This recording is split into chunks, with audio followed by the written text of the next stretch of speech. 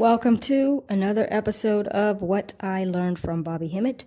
And this is Bobby Hemmit directly talking straight from the horse's mouth, so to speak. Holy lands that go all the way back to Atlantis and Lemuria. And it contains in the Temple of Seti I the second creation story, because that's the Osirian drama that your pyramid text is built off of was the last or the latest series of dramas that was dealing with the science of ancient Egypt. Your first is in that Temple of Seti I that I talk about, where you would have the Temple of Dendera, where you would have this particular drama that was going on of the creation story of the god Apit, the hippopotamus goddess, which is the oldest. It's the Typhonian science that go all the way back to Atlantis, Lemuria, and right off the planet, which is your oldest. Your second would be your Osirian or your Amen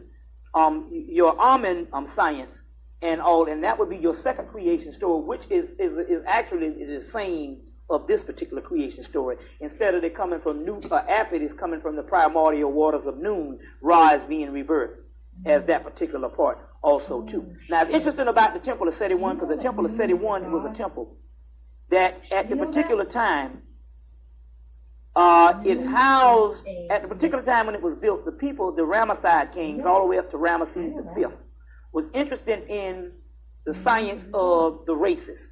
So the Egyptian priests who had the apex of knowledge on the planet knew what races were. And the particular science of races is what they were actually dealing with at that particular time and was concerned about.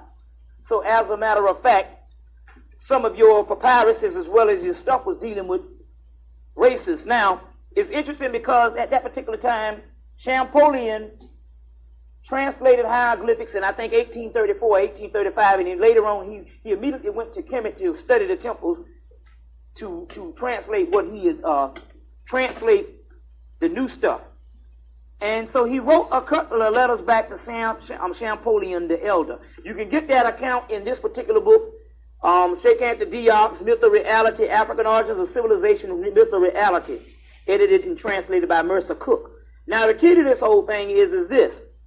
I don't know, maybe Diop, because he's married with the white woman, he didn't put the other excerpt in that's coming from Champollion's findings at Biblium el Maluk, and also the findings at the Temple of Seti I. So he didn't put it in. And Champollion, when he went there, he was very upset when he came up on the readings, because at that particular temple, let me show you this picture. There's a picture of four races of men. Let me give you this picture on this right now. At that particular temple, there's four races of men. Supposedly red, yellow, black, and white. Well, that red that they talk about, or the yellow they talk about, was only mulatto. It wasn't no other race. The four races of the men is the different hues of the black man, and then you would have a created man. Now, he didn't add this particular part in, but actually Gerald Massey added it in. And what it is dealing with is this. Let me explain this. First of all, I want to show you these. Traveled there in Champollion. When he went there, he was very upset when he came up on the readings, because at that particular temple, let me show you this picture. There's a picture of four races of men. Let me give you this picture on this right now. At that particular temple, there's four races of men. Supposedly red, yellow, black, and white. Well, that red that they talk about, or the yellow they talk about, was only mulatto. It wasn't no other race. The four races of the men is the different hues of the black man, and then you would have a created man. Now, he didn't add this particular part in, but actually Gerald Massey added it in. And what it is dealing with is this. Because he's married with the white woman, he didn't put the other excerpt in. That's coming from Champollion's findings at Biblium el Maluk, and also the findings at the Temple of Seti I. So he didn't put it in. And Champollion, when he went there, he was very upset when he came up on the readings, because at that particular temple, let me show you this picture.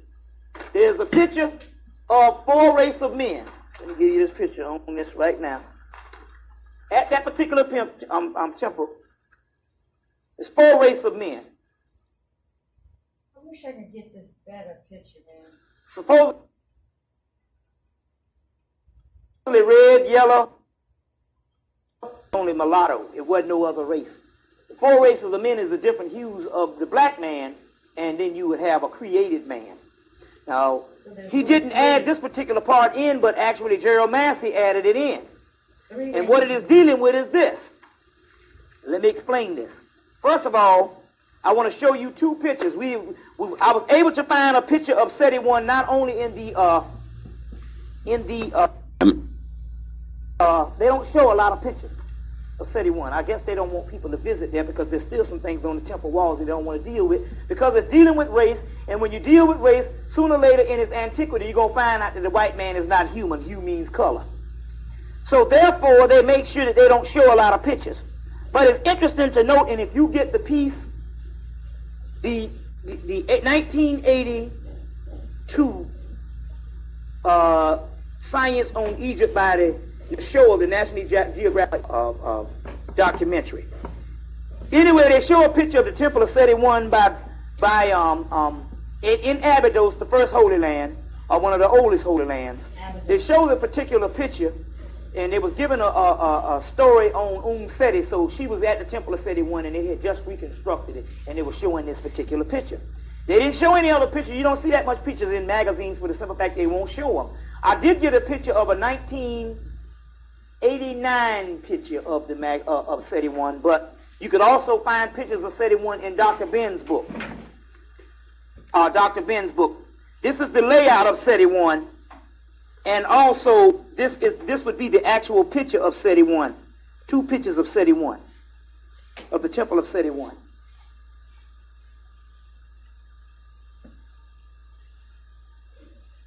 Now, the art at Seti One is beautiful art when you ever see the inside of the art of Seti One.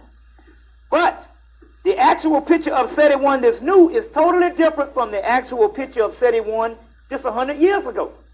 It seems that the white boy totally reconstructed a picture.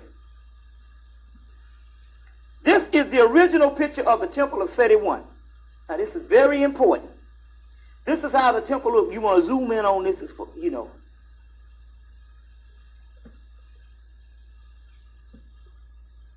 Now, this is the original picture of the Temple of Seti One. Let me see what it says. We're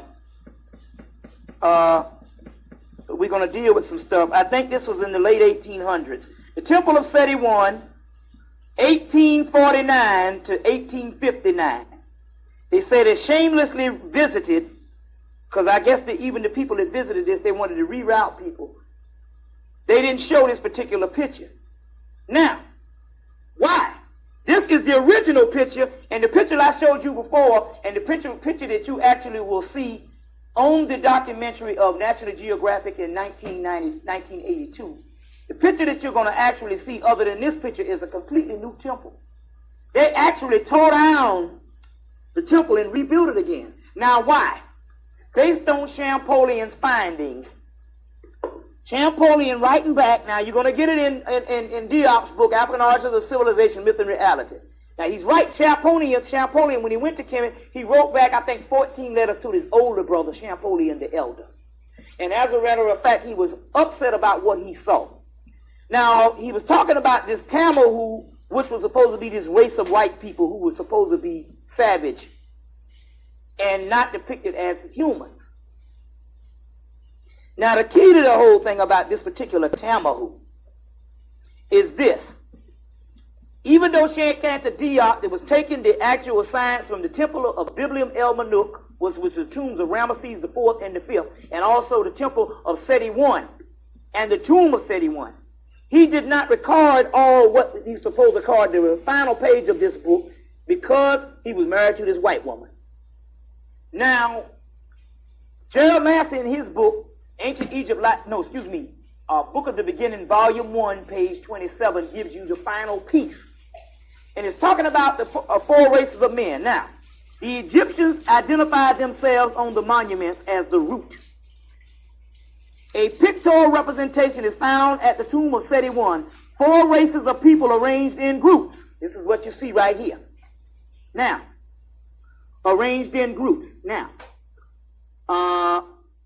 and